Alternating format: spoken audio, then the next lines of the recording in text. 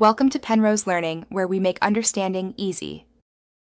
Have you ever considered making your own delicious, plant-based ground meat right at home?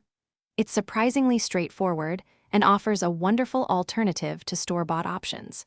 Creating your own allows you to fully customize the flavors and textures, ensuring it perfectly complements your favorite recipes.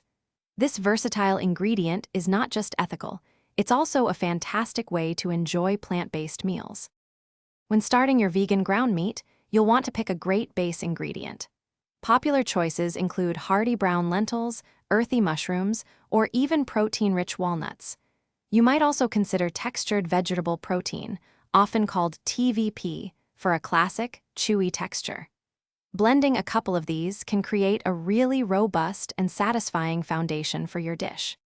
Achieving that perfect, savory flavor is key for great vegan ground meat.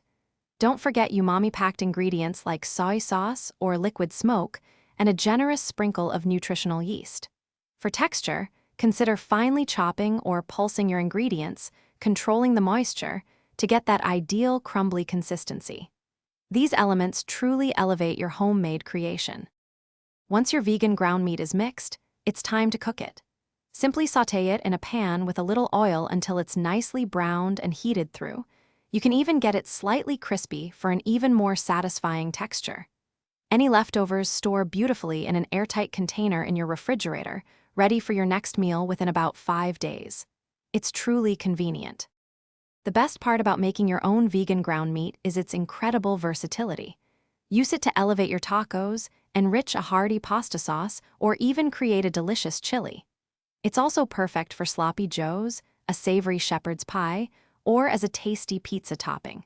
Feel free to experiment with different spices and herbs, tailoring it to whatever amazing dish you're planning. Enjoy creating your own plant-based masterpieces.